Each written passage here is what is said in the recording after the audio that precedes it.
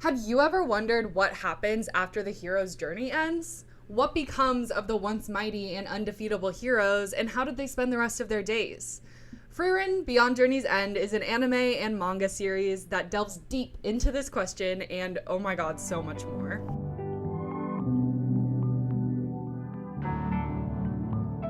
Hello, and welcome back to my YouTube channel. This is now the third time I'm recording this video. It's been a rough one, but I really love Frieren, and I'm determined to make this video and talk about Frieren. It is one of my favorite animes that I've seen this year, and honestly in general, and I'm so excited to just, sit down, talk about my thoughts, and read what you guys think. So yeah, buckle in. This is going to be a long one. Grab a snack, grab some dinner, get all cuddled up to your animals, and let's get into it. Frieren, Beyond Journey's End is a Japanese manga series written by Kanehito Yamada and illustrated by Tsukasa Abe. It has been serialized in Weekly Shonen Sunday since April 2020, and as of March 2025, it has 14 volumes. The series takes place in a fantasy world, and we follow Frieren, an elf mage, and a former member of the party who destroyed the Demon King and restored peace to the world after a 10-year quest. Both the manga and anime have received glowing reviews, and some even say that it's the best anime that they've ever seen. It's me. I'm the someone. The story covers themes of grief, the passage and value assigned to time, humanity, the pursuit of knowledge, morality, the value of relationships, and appreciating life for what it is, and being remembered and leaving a legacy. For this video, we're going to be honing in on the passage of time, humanity, and discovering oneself. Some of the other themes are going to be lumped into these overarching topics because I thought it made more sense to pick three and then nest the smaller themes into the larger ones. So before we get into it, let's meet our characters. Okay, so as I mentioned earlier, our main protagonist is Frieren, and Frieren means being cold or to be freezing in German, which is very indicative of her character and who she is as a person. She is an elven mage of an unknown age, but we do know that she has at least a few thousand years under her belt. She has long silver hair that's tied up in two pigtails, and her eyes are pink, blue, green, and yellow. She typically wears a black and white striped shirt with a white overcoat, a white skirt, and black boots. Does she wear black boots? Oh, she wears brown boots. Oh my god, I forgot to put Frieren up there. Hold on.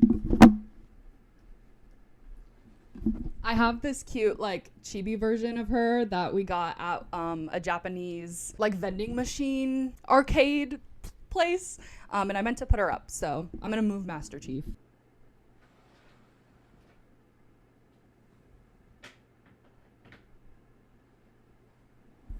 Boom, there she is. Okay. Her weapon of choice is her red staff with gold details, and it's crescent shaped with a pointy tip at the very top of it, and it has a red jewel in the center. And we will be talking more about staffs later. And I love Frieren's design. It's definitely one of my favorites. Hers and Fern's are just they're a masterpiece. I love them. What I love most specifically about Frieren is her hair. I think it does a great job of representing her age. It's both childish and wise, I guess, mature, you could say. It's childish because of the pigtails. It's very a youthful hairstyle, but it's also it shows her age and her wisdom in the color of her hair. And, usually people of an older age have, gray hair. So I think it's a really good juxtaposition of showing that she is mature and she has a lot of years under her belt, but she's also still childish, especially when you take into account how elves age. Next, we have the lovely Himmel. Himmel is a human hero who led the heroes party to defeat the Demon King, creating an era of peace. He has light blue hair with a beauty mark underneath his left eye, and he's often seen wearing a long beige cloak with a blue tunic and white pants as well as black boots. Around his waist, he has a white belt that holds his weapon of choice. His eyes are really similar to Frieren's. His eyes are blue, green, and yellow. The only color he's missing is pink, and I think that's because he's so outward in his affection Pink to me is a very like romantic color, and he's a very romantic character, especially when displaying his love for Frieren. And I think the pink being left out is because he is so forward in his romantic gestures, which I think is really, really cute. Kind of backing up again, I just want to talk about his weapon of choice. His weapon of choice is a replica of the sword of the hero. And this was given to him by Haiter, another member of the hero's party, when they were kids. And it was kind of to jab at him that he will never be a real hero because, it's a replica of the sword of the hero, which is a mythic weapon that has been plunged into a rock. And it's said that the hero who will drive away calamity will be the one to be able to pull it out of this rock. And I think that this is such a great detail with Himmel's character because he still led the hero's party in defeating the Demon King, even though he had a replica of the sword of the hero.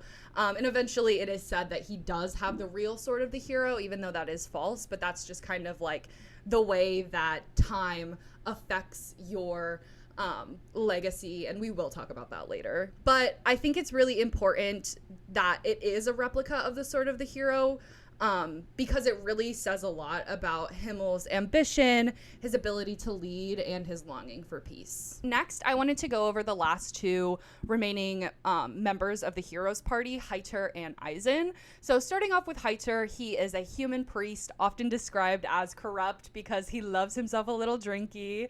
And later in the series, he comes across a young girl, Fern, who is literally about to throw herself off of a cliff because her parents had just passed away. And Haiter basically tells her that even if she has one good memory left of her parents, that she should go on living for them.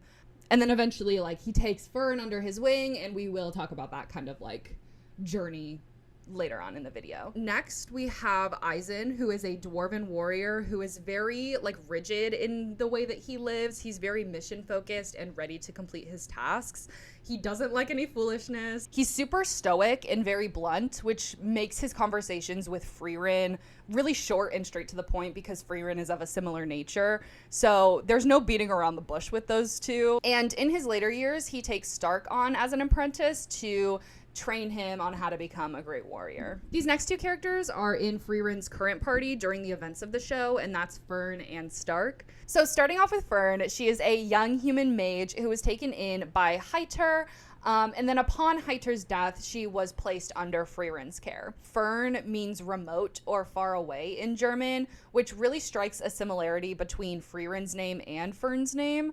And it really highlights how similar they are with their characteristics as well. She has purple eyes of varying shades and very long waist-length purple hair that is often seen tied back in a butterfly hair ornament that Frieren gets her on her 16th birthday. And I really love this detail because when I was watching that episode, I was really hoping that that hair ornament was going to just become a part of her design. And let me tell you, it is, and it's one of my favorite little details. I love it. So when it's not cold, Fern usually wears a white dress with a Victorian style top that includes a frilled collar and puffy white sleeves, along with her black boots. I really love Fern's default outfit because it really clashes with her youthful appearance. Her clothes are very classic and of a specific time period, and she's very young. So having those two things put together, it clashes, you can tell how young she is, but she dresses of an older time period, and I really think that speaks to who she is as a character. Of course, why would they put details in there like that if it didn't have a purpose? I think it's also really interesting when you look at both of them together too, because Frieren obviously is older than Fern, but she dresses more youthful, and Fern is younger than Frieren and she dresses more mature. So I just think it's a fun little detail that really speaks to who they are as characters. And her weapon of choice is a long wooden staff that is wrapped in purple ribbons, which was a gift to her from Haiter. And this is where we're gonna get into the staffs portion of this video. So Fern's staff is very untouched, and it looks like it could be more connected to nature than like Frieren's is. And this is what I was touching on earlier. So with Fern's staff, it looks like you could just walk into the woods, pick up a piece of wood, and then like boom, you have a staff. With Frieren's, she most likely got it in town from a staff making specialist. And I think staffs are really interesting in this show because some mages use them and some mages don't. So there is some debate. We don't necessarily know exactly what staffs are used for in this world, but we do know that no two staffs are similar if you are a mage that uses a staff. Everybody has their own unique staff that is reflective of who they are as a person. But kind of going back to what staffs are used for, some people say that it's used as a tool for mages to focus their magic, making casting easier, which I think makes sense. You know, we always see a mage with a wand or a staff, and usually it is so they can focus their magic somewhere and it makes it easier to cast their magic. So I think that explanation of what staffs are used for is like the most understandable. And like I was saying, staffs seem to be a reflection of the personality or core characteristics of its wielder. So Frieren's is more intricate because she loves her little knickknacks, and Fern's is more connected to nature and bare bones, which is really reflective of who they are and kind of like what they value. So next we have Stark. He is a human warrior that's added to the party in episode 5. We learn that he is Aizen's apprentice. In the next episode, after he joins the party, we learn how powerful he really is. Okay. So Stark has shaggy red hair and a scar over his left eye.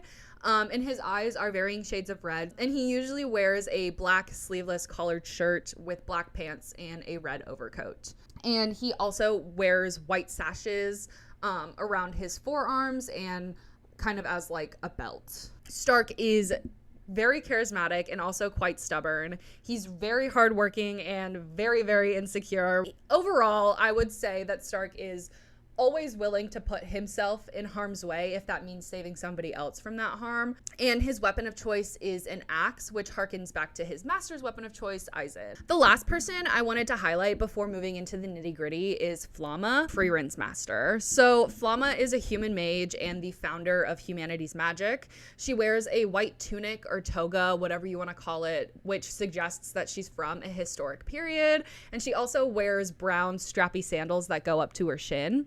She has wrong red hair. She has long red hair that is often in a braid. And the word Flamma in German means flame, which I think is so interesting that Flamma is Frieren's mentor when Flamma means flame and Frieren means cold.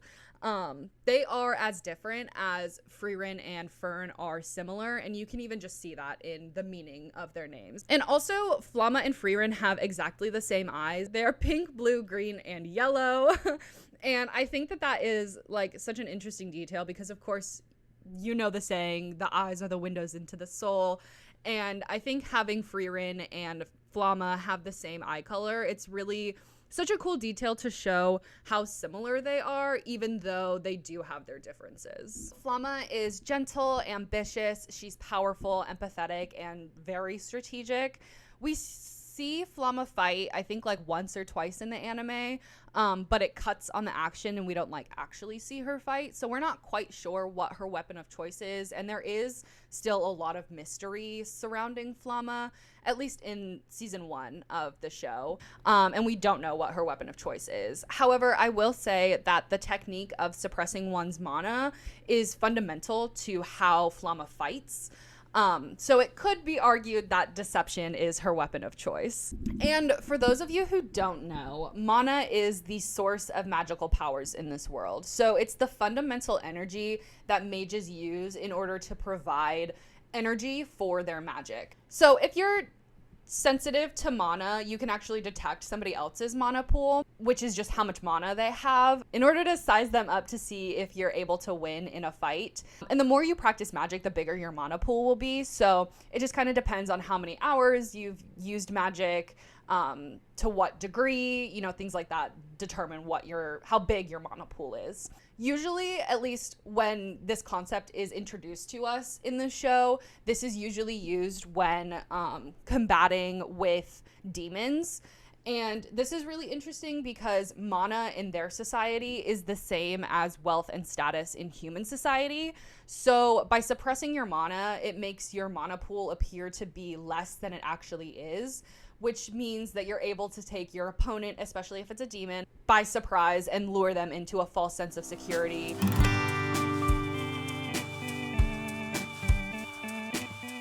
So, from the very first episode, it is quite clear that time is going to be a major theme. The passage of time, the value assigned to time, and what it takes to leave your mark on time. In the opening sequence, we meet our heroes on their journey back to the capital after their short 10-year journey, according to Frieren. This is the first instance we see of how Frieren perceives time. She is an elf after all, and 10 years is but 100th of her life. Himmel is ready for his next adventure, and Frieren is way more concerned about her time to rest in between journeys. And she is absolutely blown away by Himmel's ability to jump from one task to the next, and this is rooted in how they view time. To Frieren, time is but an ocean. It is a never-ending pool that she can always take more from. For Himmel, time is but a bucket. It's limited and sure to run out eventually. And this is even further solidified when we consider that this interaction is paired with the Era meteor shower, an event that only occurs once every 50 years. This event is the ending moment of Himmel's life's work. The ending of this chapter of his life that he will forever be known for. And as he's taking in the view and reflecting on the last 10 years, Frieren suggests taking the party to a better viewing spot for the next Era meteor shower. And this makes Himmel laugh because he knows that this may be too much time to ask for. But nonetheless, he obliges Frieren's request to reunite in 50 years. And then we see the next day, Frieren promptly leaves the group in pursuit of more knowledge and more spells. In mere seconds, the viewer is transported to a time 50 years after the show's opening. This is the first of many montages we experience in this show, and I think the way that they utilize montages is absolutely amazing. I love how they use montages in the show. A montage is usually used in order to condense space, time, and information. And I think the utilization of a montage is really great because it helps the viewer experience time in the same way that Frieren does. Like I said, 50 years passed by like that. It was just immediately gone. 50 years is like quite a long time. That's literally a whole human adult with a plethora of experiences. Yet it passed by in the blink of an eye. And I think that's why I love montages so much in this show, because this is how Frieren experiences time. Years can be compared to weeks or days even, and it just goes by so quickly, and that's why Frieren is the way that she is. It's how she views time. So when we reunite with Frieren, like in real time outside of the montage, she's in a shop looking for a specific ingredient for a spell or a potion. And then she realizes that she actually already has this ingredient in her possession. And she asked Himmel to keep it safe for her as she travels the world to pursue more knowledge. And Frieren states that the timing actually lined up perfectly because the Era meteor shower will be coming up soon, and she needed to return to the city anyway. So when Frieren comes back into the city, we finally meet Himmel again after these 50 years, and he's an aged man. And Frieren is not shy and just straight up calls him old. This is the manifestation of time that Frieren had the fortune of not witnessing. She hadn't realized how much time had actually passed until she saw the toll it took on Himmel. And I think the ingredient that she was coming back for is a perfect representation of how Frieren and Himmel's view on life differ. To Himmel, this ingredient is something that a beloved friend, lover, entrusted him to keep safe. It's the physical embodiment of a promise. To Frieren, it's literally just a convenient ingredient. Living her life the way that Frieren does has made her apathetic, and this is a perfect representation of how this is still her view on life even after she spent that many years with Himmel and the Heroes Party. She even shot down Eisen's question about taking on an apprentice previously during the first Era meteor shower and refused to be Fern's master when asked by Heiter. It's simpler for her to live a life of solitude, no one else to consider but herself. After this conversation about the ingredient takes place, the rest of the party has finally joined Himmel and Frieren, and they begin the weeks-long journey to the best viewing spot for the Era meteor shower. Cue the travel montage with a narration from Himmel. And even just thinking about this, it gives me goosebumps. This is one of my favorite moments of the show, which is crazy because it's in episode 1. This narration just oozes nostalgia as Himmel reminisces about the journey of the past and how fond these memories are for him. And I can feel the nostalgia in my chest, and it's so clear how close the party got on their previous journey. And I really love this scene because it shows both perspectives of time. Things have changed, but they feel the same. It's a different kind of sameness, and I really love that we were able to see the party interact in this way because we met them after they were done with their journey, and we hadn't seen them interact much up until now, so it's really great that this scene establishes the bond that they all have together. Finally, the party is able to view the meteor shower for the second time as a group, and this is unfortunately when tragedy strikes. Himmel passes away as the meteors are raining down after a final adventure and during a beautiful scene. And this is the event that triggers Frieren into considering how time passes for others, specifically others not of her race, and how she has taken her relationships for granted. She even goes as far to say that she barely knew Himmel, something that will be proven to be incorrect as we see more flashbacks as the show progresses. But this event really forces Frieren to be confronted with her grief and how she is to move forward with her past decisions and what she wants to change. From here on out, time is referenced in years since Himmel's death, and this really highlights the emotional toll that his death took on Frieren and how it changed her perception of the world. Not only in how she sees time, but in how she values relationships. Eventually, we learn that Frieren's end goal is to go to Oreale, which this world calls heaven, to reunite with Himmel and others of her past that she took for granted. I think this is a really great moment to bring up another recurring theme in the show, which is the pursuit of knowledge. Frieren left the heroes' party the day after the first era meteor shower in pursuit of more spells and knowledge. And that's what she was doing within those 50 years between the two meteor showers. And one phrase that often gets brought up throughout the show that's related to her grief over Himmel and her love for collecting spells and lost knowledge is something that I have consistently thought about. When asked why she would put her life in danger for a grimoire, she says something along the lines of, "A fool once praised me for the magic I collected." And the second time she says this is in episode 5 when we're introduced to Stark and he asks why she wants to kill the solar dragon that's been tormenting the nearby town that he tasked himself with protecting. The first time we will discuss later. But ultimately, I think that this really shows how Frieren's motivations consistently go back to Himmel. Why is she in constant pursuit of knowledge? Because Himmel loved the magic that she had collected that made their journey a ridiculous one, in the words of Eisen. Why is Frieren traveling to Oreale? She wants to express her regret in not getting to know Himmel while he was still alive. And who does she see in episode 5 when her and Fern come across the specters who use the victims' memories to take advantage of them? She sees Himmel, and she goes as far to say how odd it is that Himmel is the one who manifested instead of her master. And I think this scene goes to show how much of an impact Himmel has had on Frieren. It goes as far to touch her hobby and the love that she has for magic, something that was established long before she even met Himmel. Himmel means far more to Frieren than even she is willing to admit, and the journey we are accompanying her on is what she has to do in order to come to terms with her own emotions and leave her apathetic way of life behind. So Himmel wasn't the only person who had this impact on Frieren.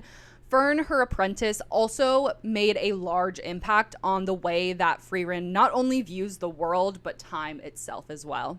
So late in episode 1, we jump forward 20 years in time, and Frieren is traveling to visit Heiter, hoping to not have a repeat of what happened to Himmel. Here she finds that Heiter has adopted a young orphan girl named Fern, and Frieren asks Heiter if he has any last requests before he passes, to which he asks her if she can take Fern on as an apprentice and teach her how to be a proper mage. Forgive me, Heiter, but I must draw a line. She'd only get in my way. We both know how often apprentice mages die in battle. I will not send a child my friend asked me to care for to her death. To that, Heitzer changes his request and asks Frieren to decode a grimoire that may hold some secrets into extending his time on Earth. And in her off time, can she instruct Fern so that she may become a proper mage? So after this, Frieren asks Fern if she even likes magic, and Fern says somewhat, which makes Frieren draw similarities between how she herself views magic and how Fern views magic. In that, we're alike. During this scene, we get another montage that splices together Fern's training, Frieren's decoding of the grimoire, and just everyday life that these three have together, which again allows the viewer to experience time in the same way that Frieren does. To end this montage, we are brought back to a lake where Fern is present, and we can see how many years have passed, first by the length of Fern's hair, and then by how big she has gotten once she fully reveals herself. And of course, the grimoire was just a ploy to keep Frieren with them so that she may instruct Fern before it was too late for Heitzer. And the ultimate conclusion for this episode is that after Heitzer passes away, Frieren does take Fern under her wing, since she is now a proper mage and she won't get in Frieren's way. After Heitzer's passing, Fern is now in the care of Frieren, as we just said. And they're traveling, they're no longer stationary, because, that's how Frieren experiences her life. She's very nomadic in that way. And this is when we are introduced to Frieren's love of folk magic and other useless spells. A few of her many spells include one that makes hot tea, one that cleans the rust off of statues, and then one that turns grapes sour. And these all seem very useless and honestly kind of random until we are shown in flashback what their significance is. The hot tea spell is for Heitzer after he had given up drinking. The one that cleans rust off of statues is for the many of Himmel's statues around the world. And the grapes spell is for Eisen, who loved the most sour grapes. And I think this is a great representation of how methodical Frieren is, and also her view on magic as well. She may not have her intentions and motivations out in the open for everybody to see, but she is methodical, and there is a reason for why she does most of the things that she does. Late in episode 2, Frieren and Fern stumble upon a village where they are tasked with cleaning a statue of Himmel the hero as a favor for an elderly villager. This is when we are introduced to Frieren's favorite spell, one that creates a field of flowers. She wants to surround Himmel's statue with his favorite flower as an act of remembrance. However, she can only conjure flowers that she has seen and touched, and this leads her to go on a wild goose chase to find the elusive blue moonweed flower. We, as the viewers, are presented with yet another montage as they journey to find this flower. During this journey, Frieren is confronted with the fact that her time is no longer her own, as she is the caretaker for Fern. It has been 6 months, and Fern is feeling incredibly discouraged, thinking that they will never find the flower. Frieren, however, remains steadfast in her determination so she can properly mourn Himmel. Fern eventually airs her grievances with Frieren and shares how she's worried that the time will just fly by if they continue on like this. And Frieren acknowledges that she made her worry and how time isn't her own anymore, and then pats Fern on the head to soothe her, which calls back how Heitzer would soothe Fern when he was still with them, which I think is such an amazing detail. And obviously the pat on the head is something that Frieren keeps throughout the show, and it's definitely something that I clocked every single time, and I love. But yeah, so eventually they do find the blue moonweed flower, and they're able to surround Himmel's statue with his favorite flower. Later, Fern asks why Frieren even collects spells in the first place, and Frieren says that it's just a hobby, and a good one at that, since she used to approach life with much more apathy before finding it. And then we cut to a flashback where the hero's party comes across ruins of a city.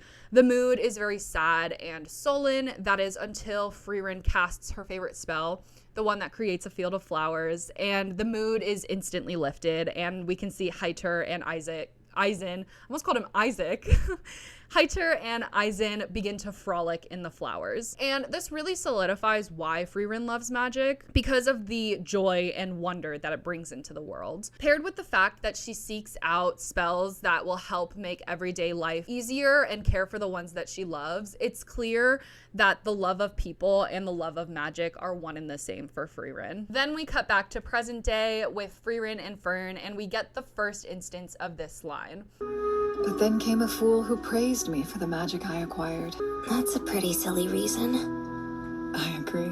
And I really love this moment because it shows that even if your reasoning for doing something is silly, it doesn't diminish its importance. Frieren knows it's silly to continue to collect spells, even though the love of her life is long gone. But she does so not just because she loves the craft, but she knows that she's going to have moments in her future where she can use her magic to bring joy and wonder into the world. She isn't collecting spells to become powerful and unstoppable. She's collecting spells to bring beauty into the world. And we're faced with this same message in episode 16 when Frieren and the party are on their way to visit one of Frieren's old friends, Old Man Full. And if you've seen this episode, you know what I'm about to talk about. And this is definitely one of the saddest episodes in this series. This episode hit me especially hard because we can see how excited Frieren is to be visiting her old friend, and throughout the episode it becomes clear that Old Man Full isn't as lucid as he once was. As Fern and Stark are getting to know the villagers, we learn quickly that the people in town weren't even aware that Old Man Full had friends, and they aren't even sure why he's protecting the village. One villager goes as far to say, "Until your party arrived, I didn't know that he had any friends. He's a senile old man. Conversations are a struggle for him." Then, through Old Man Full and Frieren's time together, we learn that this was the village that his wife loved, and that's why he guards it. He guards it for her. And through doing this, he remembers his wife, even though the ones around him have forgotten her. In a flashback with the heroes party, Old Man Full states, "It sounds silly, doesn't it? Keeping a promise to the dead. Guarding a home she'd no longer recognize." To which Himmel responds that it doesn't matter. Living or dead, he made a promise, and his wife would be glad to know that he's kept it. And then we cut back to present day, and we learn one of the most tragic things ever. Old Man Full has forgotten his wife. In fact, he can't remember her eyes, her face, or even her voice. And yet he still protects the village because it matters to him. As the party's time in town expires, they're on their way out, and Old Man Full lets Frieren know that their reminiscing shook something loose and he dreamt of his wife that night. This episode really shows that even the strongest of memories will fade, but the impact that you had on someone is sure to create a lasting legacy. To leave a legacy isn't necessarily as grand as Himmel's case. Sometimes it's just about touching the people around you, so much so that you leave a lasting impact and they internalize it and continue to live on even when the memory fades. This reminds me of a quote from Haiter in this same episode. He's having a conversation with a young Sane and guerrilla warrior about leaving a legacy as they look onto a statue of Croft, one of the other last elves that we meet in the show, and then an unknown hero. He says, "It's our fate to be forgotten. Even the most vibrant stories will fade. Himmel did amazing things with his time in this world, but his story is no different." And there's some truth to this, as we can see in Flamma's story. She has such a grand legacy. I mean, she's the literal founder of humanity's magic. She alone made it so that magic was no longer looked down upon as a thing of demons. And similarly with Himmel, he is already being forgotten. Oftentimes, when the party stumbles upon one of his many statues, a villager only refers to Himmel as the hero. They don't use his name. And through this, we can see that the collective is already forgetting the person behind the hero. So this begs the question, if time will take its toll on everyone, how do you leave a legacy? And Himmel had something to say about this too. "That's why we're here after all. For to live is to be known. To live is to be remembered." Your legacy is the relationships and bonds that you've forged, the memories you created, and the people that you've touched. Longevity has nothing to do with it because time will take its toll on everyone and ensure that every last one of us is forgotten. But after you're gone, your memory will persist in those you've touched. So who is Flamma? I know we've mentioned her a few times, but I didn't want to go into much detail because I wanted her to have her moment, because Flamma is quite a large character in this story.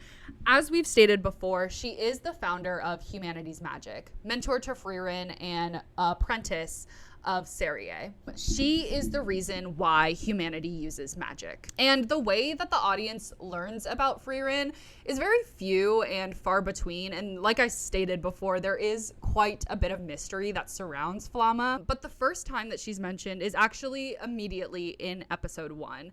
There's text on the screen that reads, "I have arrived at the place that the people of this world call heaven, Aureole, the land where souls rest." And the next time Flamma is mentioned is in episode 4, when Aizen, Frieren, and Fern are all looking for her notes on Aureole, so Frieren can follow in her footsteps and visit those she once knew in this mystical land. She is then mentioned again in episode 7, titled Like a Fairy Tale, and this episode starts immediately after Frieren finds the notes on Aureole. Finding her notes on Aureole is important in establishing that Flamma was a real person, especially from the viewer's perspective, which is important to note because then we get a flashback later in this episode with Heiter and Aizen having a conversation about how they doubt that the genuine version of a phony grimoire they found that has been claimed to be written by Flamma ever even existed, and that Flamma herself may be a fairy tale at this point. To this, Frieren states that enough years have passed to where Flamma has become a myth, and she may be the only one left that has memories of her while she was still alive. And this is a really significant moment, especially from the viewer's perspective, in understanding how long Frieren has been alive, right? Like, her master is now seen as a myth and a legend in the general zeitgeist. And this also goes along with the idea of leaving a legacy and making your mark on time. If Flamma was the founder of Humanity's Magic, that means that the magic system that they use is her legacy. But as we discussed, memory is a fickle thing, and even when someone touches the world as much as Flamma does, they're bound to be turned into myths, legends, and symbols after a certain amount of time has passed, and no one is left to recount them from their own experiences. It's the turning point when the person behind the hero is forgotten and their legacy is now just a story instead of them being a person. So another important figure that has been mentioned briefly is Serie. So Serie, Flamma, Frieren, and Fern are all connected. Serie is Flamma's mentor, Flamma is Frieren's mentor, and Frieren is Fern's mentor. So I want to kind of dive into Serie, Flamma, and Frieren's relationships a little bit more because it's super interesting, especially when you look at how they value magic and what they wish the general public knew about magic. So starting off with Serie, she is ancient. She's even older than Frieren, and she often does not show her emotions. And she's even colder than Frieren is. She takes on many apprentices, one of which being Flamma. So she often states how disappointed she is in her apprentices as they're never able to reach the full heights that she was expecting, especially when considering how short human lifespans are. And I don't necessarily think that this statement is just about the legacy they leave, because especially with Flamma most notably, I think this is also kind of a judgment that Serie passes on her apprentices in how they view magic and if that's different than her own belief. Frieren, Flamma, and Fern all have the same understanding that the greatest enjoyment of magic comes from the pursuit of new spells. And to Serie, magic is a tool. It's something that is to be utilized and to be looked at objectively. And this in and of itself is why Frieren's lack of ambition switches Serie's opinion of her in episode 21. She could sense Frieren's power, but when Frieren declined the offer of a spell, Serie promptly says that she misjudged Frieren and that there's no fire or blazing ambition within her. Serie's main metric that she puts her apprentices up against is whether or not they have a large impact on history, what their legacy is, essentially. And Flamma, who is the literal founder of humanity's magic, is included in the apprentices who didn't leave a mark on the world. And similarly, Frieren is also a disappointment, even though she was a part of the party who destroyed the Demon King and sent the world into a peaceful era.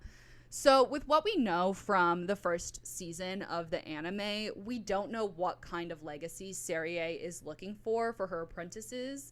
But if these two examples aren't enough, what is? Frieren ended a war, and Flamma changed the way that humanity not only interacts with the world, but perceives it as well. And on top of that, Flamma was also in the process of training the newly formed Imperial Mages when she passed away, and she wrote in her will that she wanted Serie to take this project over for her. To this, Serie calls her greedy, and this prompts Frieren to ask if what Flamma did was actually that impressive. Serie says that Flamma has filled the largest empire with a hunger, and they want to study magic and even adopt it for military use, and that neighboring nations are sure to respond, and thus magic will spread throughout the continent, which goes against her saying that Flamma's legacy wasn't enough. But I don't think this is about Flamma's legacy. I think it's about Flamma's desire for everyone to be able to experience the love that she had for magic. She wanted to democratize the craft.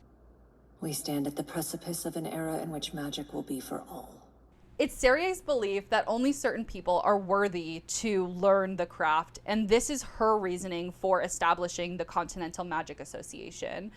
Even she states that her and Flamma were never able to see eye to eye on this issue, and clearly Frieren and Flamma are somewhat aligned in their love for magic and what its uses should be. And this is why Serie has her views on both Flamma and Frieren. Serie thinks that magic should only be controlled by the few, and Flamma and Frieren would like to democratize the craft. Late in episode 25, there is a shot that I simply have not been able to stop thinking about. This is definitely one of my top moments in this show, and it's just so good. After this conversation about Flamma's will, Serie and Frieren take a walk to the edge of a cliff. And this is where we see Serie kind of reflect on her time with Flamma and Flamma's love for magic and her desire for wanting everybody to experience it.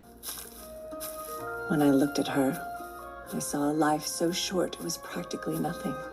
Yet in her time, she founded humanity's magic. Frieren then notes that her master was always hurrying along to the next thing and making decisions quickly rather than carefully. And this prompts Serie to say, Humans have limited lifespans. They exist much closer to death than we do. And then we see a manifestation of a memory from Serie, and it's young Flamma frolicking on the cliff with her hair flowing in the wind.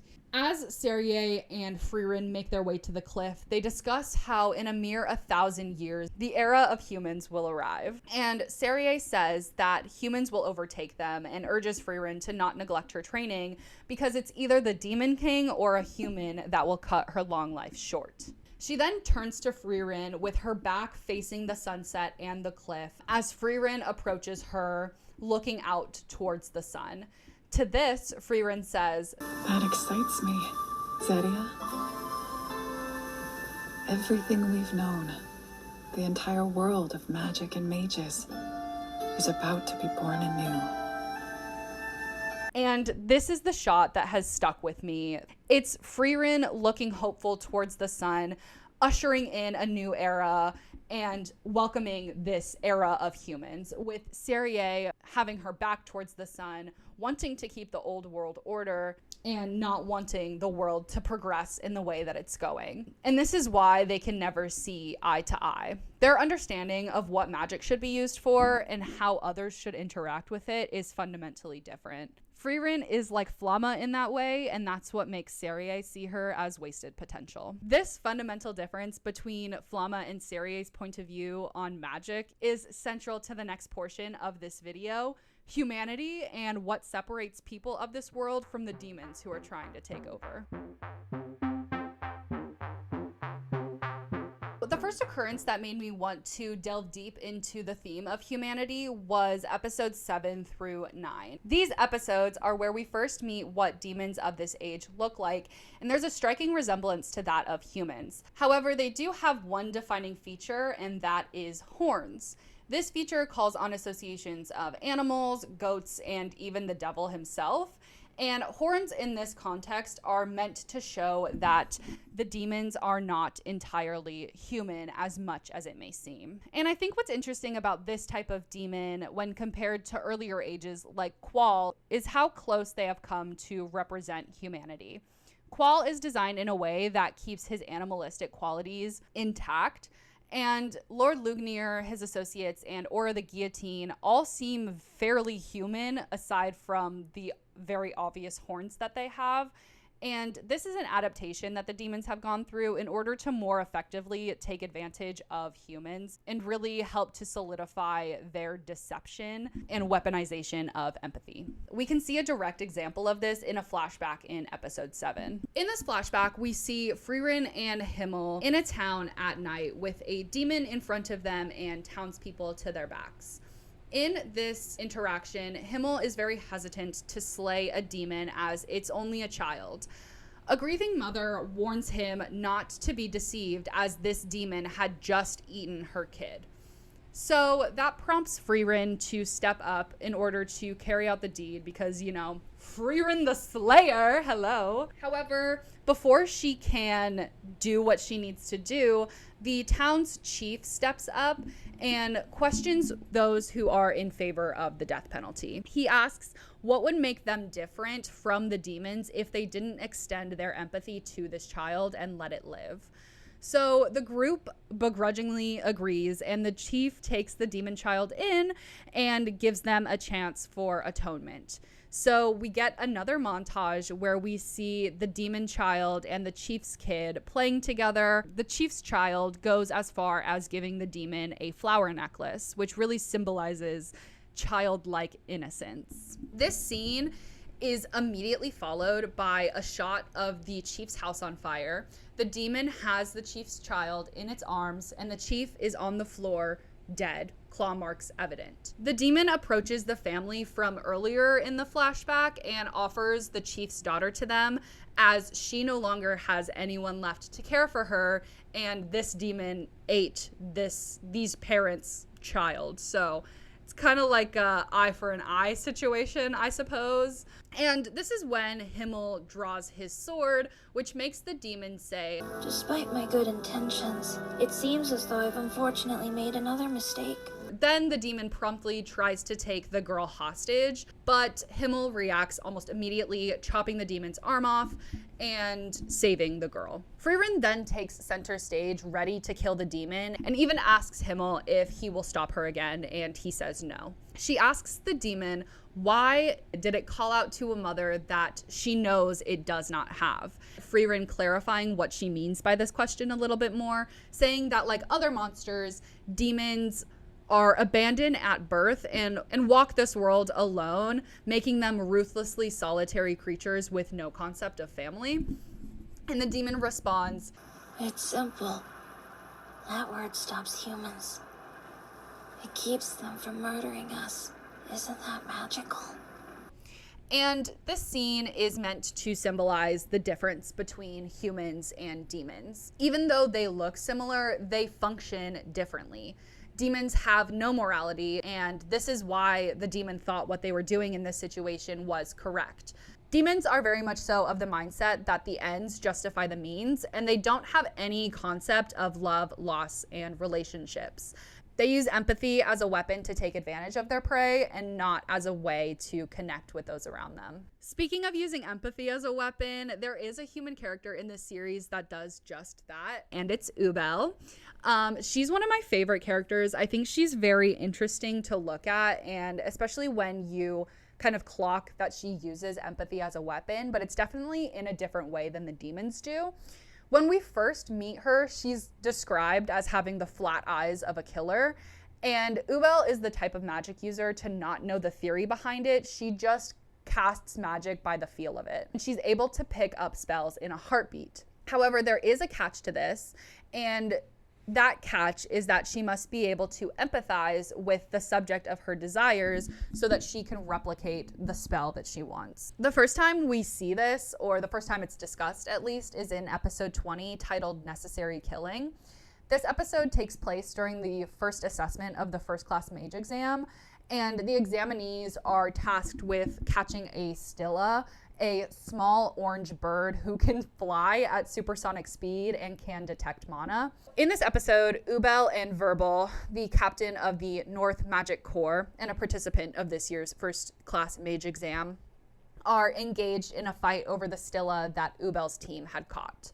Verbal uses an immobilization spell to basically catch Ubel, and Verbal uses this time to engage Ubel in a conversation. And towards the latter end of this conversation, Ubel says that this spell is Verbal's way of putting off her slaughter. And that's all she needs to know about his true nature. About time. Your distaste for murder explains why you let me. How interesting. Your hands are as drenched in blood as they could be, yet at the end of the day, you want to remain human. You nailed me. Verbal admits that she read him exactly right and that he uses this time to prepare himself to kill. But even though he may hesitate before dealing the final blow, I always kill when it's necessary. Fern then shows up and saves Ubel with a little white lie, getting Verbal to leave.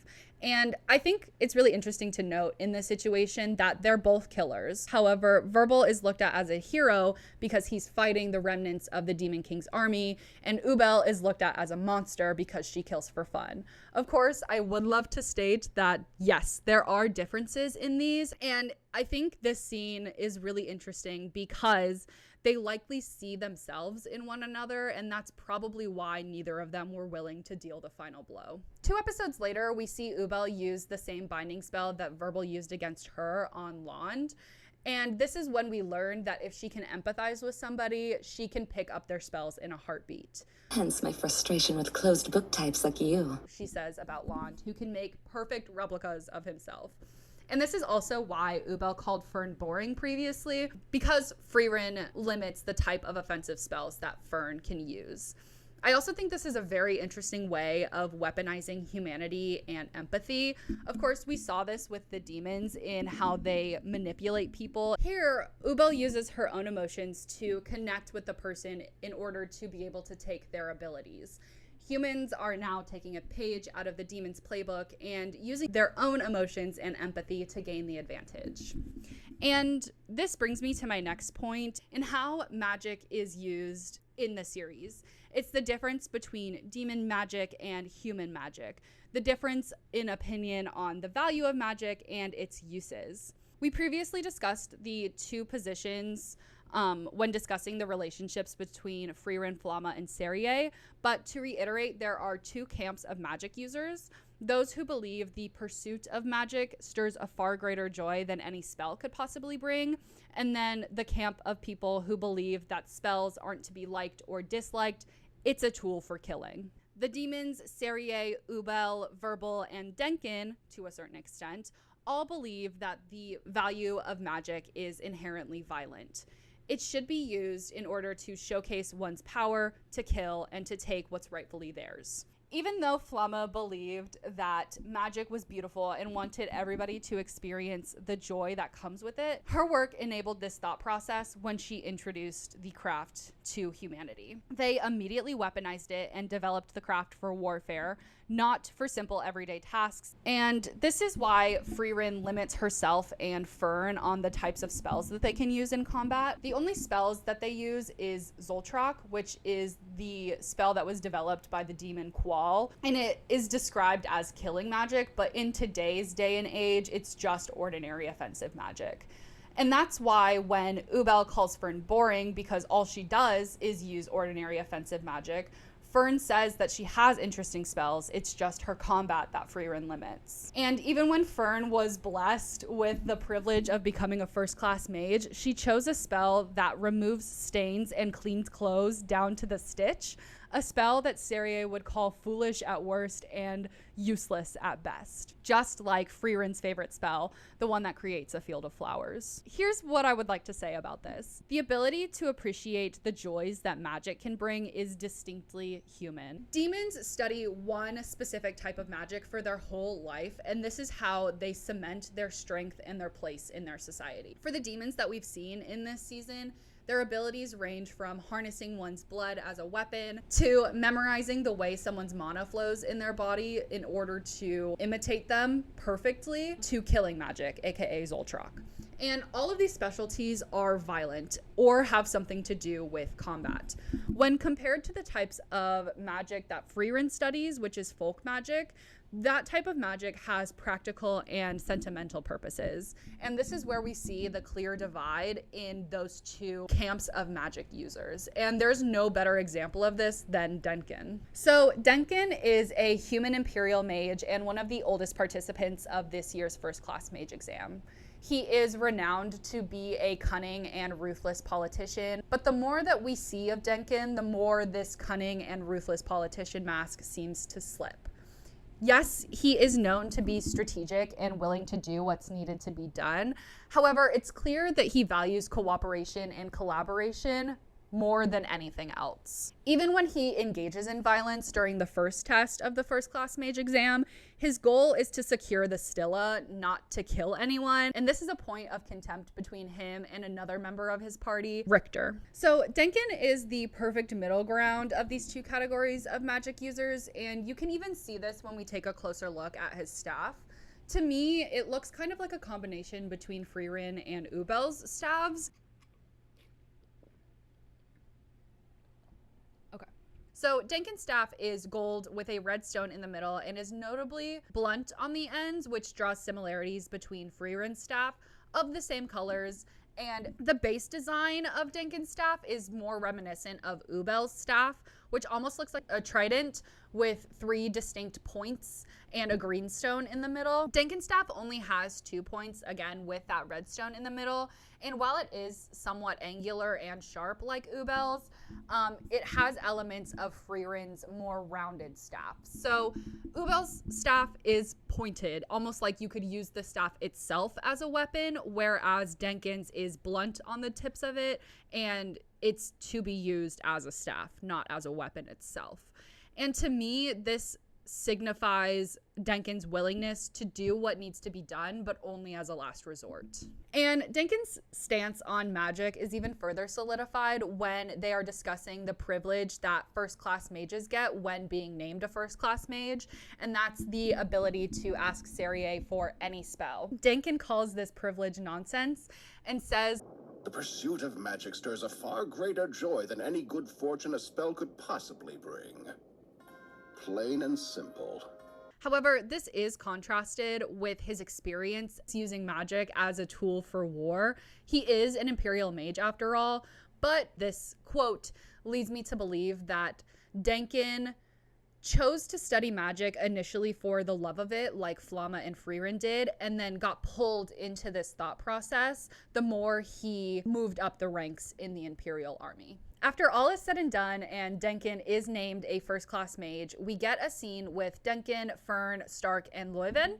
And this is when we learn that Denkin amassed his status and wealth in remembrance of his wife, who was very sick and frail. He himself said that wealth and status would have helped in their situation. However, his wife passed before he had the power to help. Then, addressing Fern, he says that magic has long been a tool for resolving political disputes and that he wanted her to thank Frieren for him because he had long forgotten how joyful magic could be. He says that he has long looked up to Frieren and that she's mainly the reason why he even chose to become a mage in the first place, showing that he indeed studied magic for the love of it initially, but his circumstances ended up changing his perspective. And he's just now learning how to go back to how he initially viewed magic and its place in the world. My God. In this, the dump truck is out there. Slay. I don't know if you guys can hear that, but it's kind of intense. In this moment of his life, Denkin is discovering old parts of himself that I'm sure he thought were long dead. This can be because of his circumstances or because he's actively trying to get back parts of himself that he hadn't seen since his wife's passing. The only reason he chose to become a first-class mage is because he wanted to visit his wife's grave that's past the point designated for needing to be a first-class mage or needing one in your party. And this theme of self-discovery is present in more storylines than just Denkin's. One of my favorite examples of self-discoveries in this series is Stark. When we first meet him in episode 5, he's positioned as the protector of the village. The brave Mr. Stark, a townsperson calls him. And as this town person, Frieren and Fern approach Stark, we see him interacting with 3 young kids, showing that Stark cares for these children and is very nurturing. As the kids leave and Frieren and Fern approach Stark, this friendly exterior melts away and he becomes much more serious and firm, lecturing them about the dangers of messing with a dragon. Frieren then reveals who she is, and this tough guy vibe that Stark was putting on quickly also melts away, and he becomes much more playful and sassy. And then they discuss their motivations for wanting to take care of the solar dragon that has been tormenting this town that Stark now resides in. For Frieren, of course, she wants the many treasures and most notably the grimoire in its nest, and for Stark, he wants to protect the village. Frieren says that the dragon won't be a problem as long as Stark can keep it busy for 30 seconds, and to Stark, this request seems like a death sentence, and this is when we fully learn how intensely insecure Stark is and how he believes he cannot hold off the dragon on his own, even just for 30 seconds. He even goes as far to say that during his initial confrontation with the dragon, the one that we saw the older lady recounting to Frieren and Fern, on their way to see Stark, he says that he was so intensely scared that he couldn't even move a muscle, and the dragon must have fled on a fluke. Eventually, Stark does agree to Frieren's plan to go face to face with the dragon to keep it busy for 30 seconds so Frieren can do her thing. So the party is standing on a ledge, about to confront the dragon, and Stark is noticeably shaking. Fern mentions this, and Stark responds, I'm scared. What do you expect? Which makes Frieren chuckle at a memory of her former party member and Stark's master, Eisen. Then we cut to a flashback during the time of the Heroes Party, and in this flashback, the Heroes Party is in a similar situation to present day time, where Eisen is standing in front of a very large, majestic looking monster, and Frieren notes that Eisen's hands are shaking, and Eisen is very quick to agree. Being afraid isn't a bad thing. Without fear, I wouldn't have made it this far. And then we cut back to present day, and Stark is approaching the dragon, explaining that he gets it now, that his master was afraid this whole time, and that he knows what he must do: steal his resolve. Once in range, the dragon does not attack, as dragons are smart creatures and do not pick fights with people or just anyone that they know that they can't beat, which is why the dragon hasn't attacked the town since Stark's arrival. And then we get such a sick fight scene between Stark and the dragon, ending in Stark absolutely pleading and begging for his life for Frieren to complete her part of the plan, not even realizing that he had already killed the dragon by himself. And I think this episode in and of itself is a really great example of who Stark is. He's charismatic, he's kind, he is immensely strong, and he is woefully insecure. And this is something that he's going to have to learn to overcome in time, especially with Frieren's preferred training style. We learn in episode 5 that the scar above Stark's eye is not from a monster, but from his master. When recounting this event to Frieren, Eisen says, The two of us parted in anger. My body moved on its own. I feel terrible. I'm forever sorry for what I did. I was afraid of the boy, Frieren. I couldn't believe his power. And oh my god, I don't know if you can see, but that quote always gives me such chills because, he could sense the amount of power that Stark has, and Stark is so, like, he just doesn't know how much power he has, and that's why he's so insecure. Aizen, Frieren, and even the Solar Dragon are all so aware of the amount of power that Stark possesses. The only one who's not aware of how much power Stark has is Stark himself. And this is the journey he must go on if he wants to become the hero that he always pretends he is. I think Fern is also somewhat in the same boat as Stark. However, she is far more independent and much more willing to do what scares her. And as I stated before, I think this is likely due to Frieren's preferred training style. So Fern recalls the first time she fought a monster to Stark in episode 6 in hopes that this will help to inspire him into fighting the dragon. So she states that she had trained more than enough, but when the time came, she was paralyzed by fear, and all she could do was run. It kept on chasing me. And for some reason, Mistress Frieren wouldn't help. My master was like that too. When it finally had me cornered, I steeled my resolve, and instinct took over. Frieren didn't step in because she believed in Fern. She knew that she could hold her own. And by stepping in, it would reinforce the idea that Fern wasn't ready, even though she clearly was. This training technique is used to build independence in apprentices and let their confidence grow. We see this training technique happen again in episode 8, titled Frieren the Slayer, one of my favorite episodes.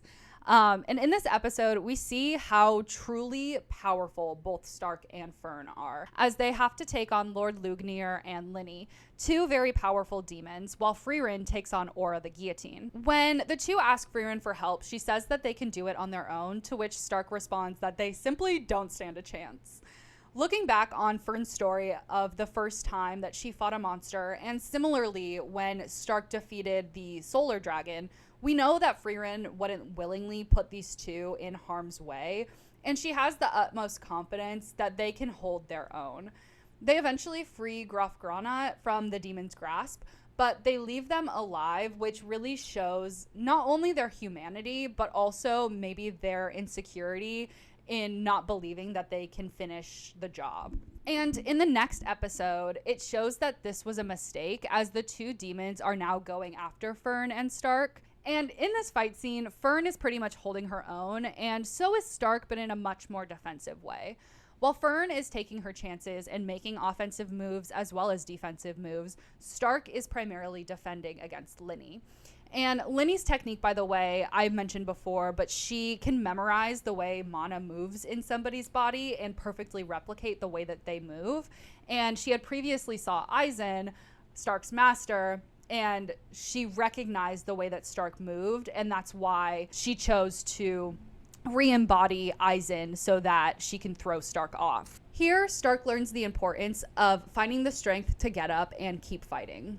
This was Aizen's secret to defeating the most powerful of enemies. And not only does Stark need to gain confidence in his fighting abilities, but he also just needs to gain confidence in himself in general, and there is no clearer example of this than in episode 15. In this episode, a nobleman recruits Stark to impersonate his dead son in order to restore morale in the community. His son had passed away in a battle, and no one but his closest confidants knew that his son had actually passed away. So at first, the party is pretty apprehensive to this request and doesn't really want to comply with it. However, their empty pockets and hungry bellies lead them to agree. And here we get yet another montage, but this time it's for etiquette training. After the montage, we see a conversation with Stark and Lord Orden as Lord Orden is looking at a portrait of his deceased son. And this is where we learn, and where Stark also learns, that this whole charade that they're putting on was his son's last wish, and that Lord Orden is only carrying it out in order to honor his son. And from here, Stark's attitude isn't as sullen as it once was. And then in this next scene, we get introduced to Lord Orden's second son, Moot, which draws comparisons between Stark and his family. The difference? Lord Orden is much kinder and more understanding than Stark's own family. And when Lord Orden was training Stark on the preferred fighting method of the Orden family, we see a flashback from Stark's childhood of him being called the family's disappointment because he didn't have his older brother's talent. This memory physically manifests itself as Stark begins to tremble, recalling how distressing it was to train under those conditions. Lord Orden is very quick to reassure Stark that this is a safe place to learn, showing Stark the kindness and reassurance that his own family never did. Of course, aside from his older brother. As Lord Orden is fixing Stark's stance and posture, he takes this second to ask what Lord Orden thinks of his second son, Moot. To that, Lord Orden says that he lacks his brother's talent, which makes Stark drop his head with a knowing look. However, Lord Orden continues and says, "But he's a hard worker. Time and effort are investments that always pay off. Once he's grown, he'll be a far stronger knight than I ever was." This sentiment changes Stark's reaction and allows him to hear something that he was never able to hear from his own kin. This is the moment that really changed Stark. From here on out, we see his dedication to his craft. And this isn't to say that Stark wasn't committed to his studies before, but this instilled something different in him. That talent isn't always innate. When you have to dedicate time and energy, the outcomes are usually far more fulfilling than if you were just good at it to begin with. And I really love that he reaches this conclusion because it's what his older brother was trying to instill in him from a very young age. Even though the rest of his family wrote Stark off as the failure of the bunch, Stoltz not only cared for Stark, but loved him deeply. Thinking about this storyline makes me want to cry. Stark's past is literally so sad, and I love Stark so much. Oh my god, anyway, I need to take a second. One scene that lives in my head is from episode 12, Stark's birthday episode. So in this episode, we learn Stark's backstory, and this is where it's first established that he was his family's outcast, and that he blames himself for running when his village was being attacked, even though he was a literal child and couldn't fight back. But we also see the deep love that his older brother has for him, and this is most notably symbolized in the Hamburg steaks. Having a giant Hamburg steak on your birthday was a tradition for Stark, although he did not know the meaning. That's when Frieren tells him how Eisen told her. "It's a long-held custom in my part of the world. These oversized servings are a way to honor warriors who put in hard work. You can think of this as a birthday present from me." And knowing this meaning really makes Stark reflect back to how his older brother would cook him Hamburg steaks for his own birthday, and that really deepened the connection between him, his brother, and his ability to put in the work and invest the time into becoming the strongest version of himself. And of course, Stark has so much learning and growing to do, but it's moments like these that truly show the depth of his relationships and how far he's willing to go in remembrance of those he loves. So there is another character that also goes on a similar journey to Stark in hopes of finding what truly matters to him, and that is Sane. And his arc is a perfect representation of regret, expectations, and pursuing your own happiness. So Sane is only present in episodes 13 through 17, and in these episodes, we see who Sane is and who he wants to become. When we first meet him, Sane is having a conversation with Frieren about how he used to want to be an adventurer. He tells her about this friend that he always used to play sidekick to, and how he wonders how his life would be different if he actually joined this friend's party when he had asked, saying that not accepting this request was the biggest regret in his life. And he only comes to this conclusion as his life is in danger and he's continuously sinking to the bottom of a swamp.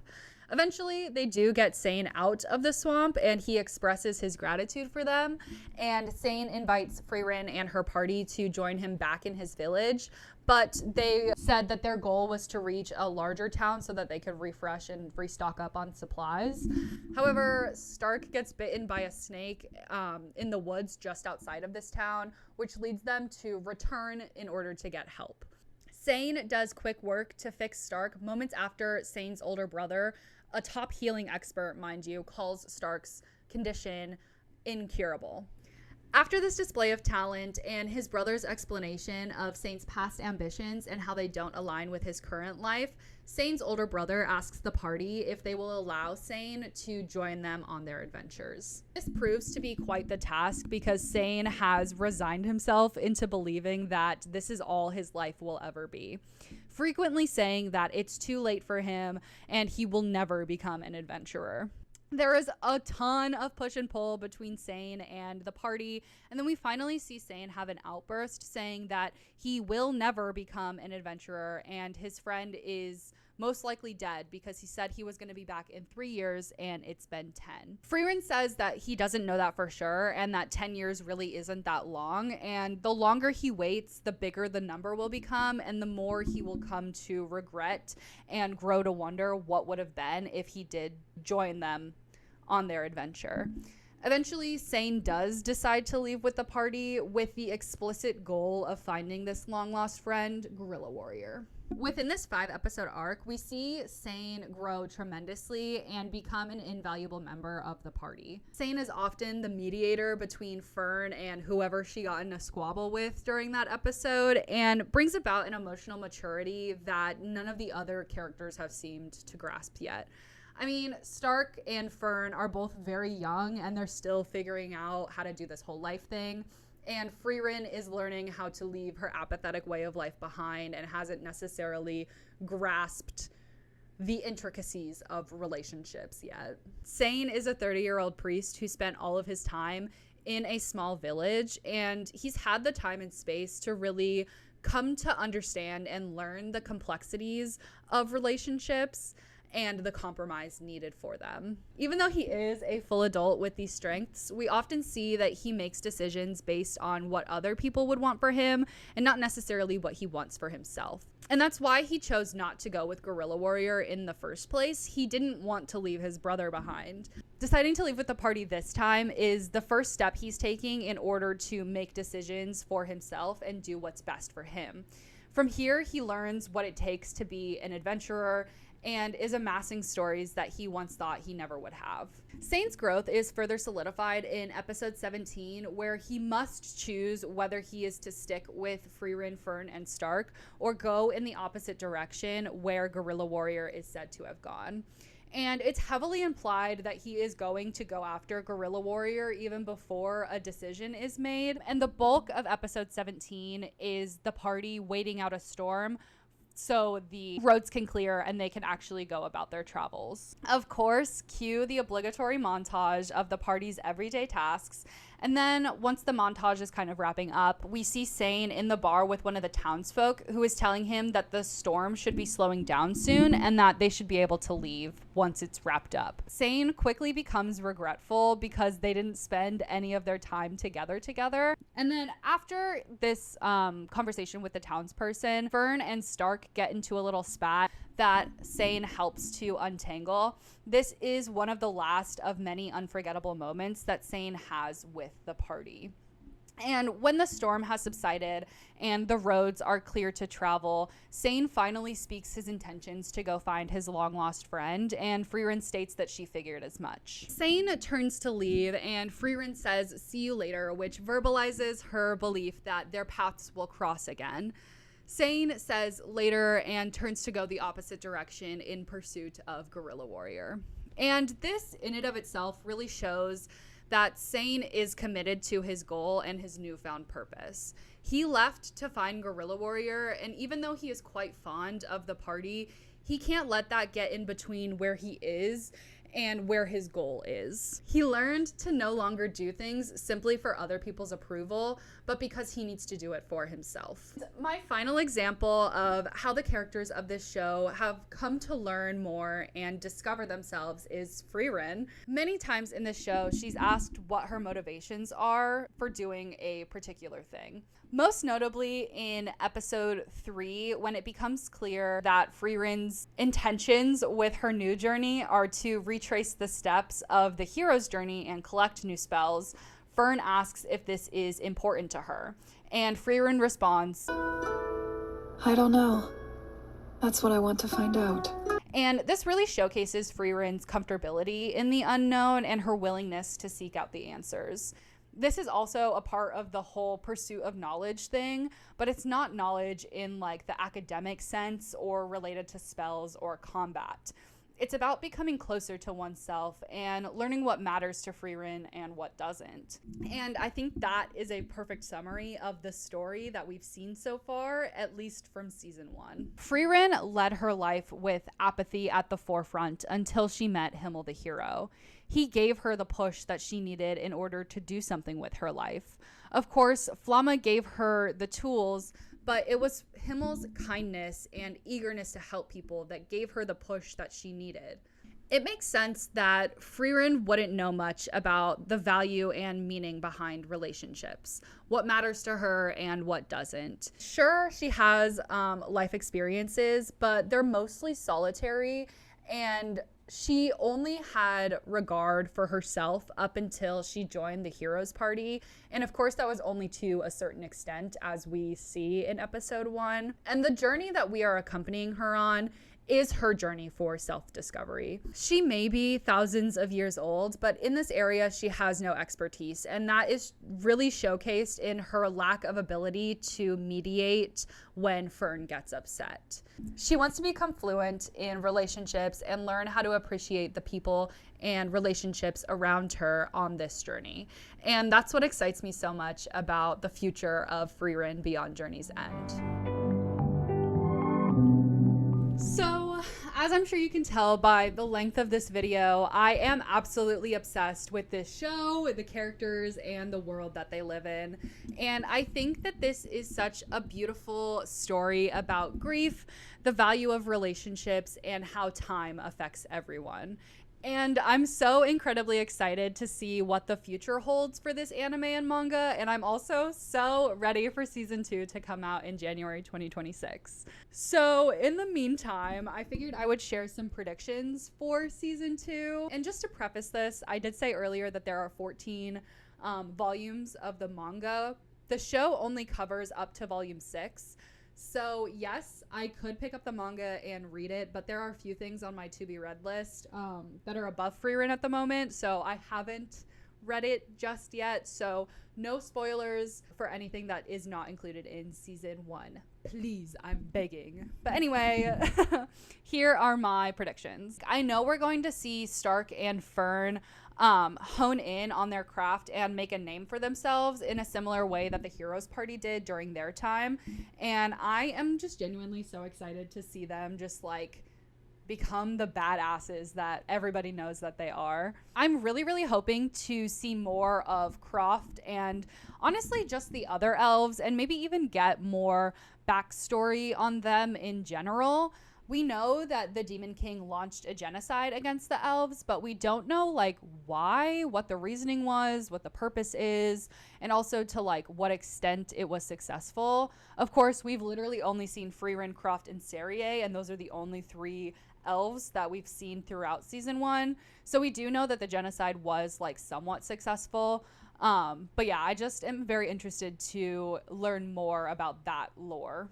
And in learning more just about the world in general, I'm so excited to learn more about the magic system and how it continues to evolve.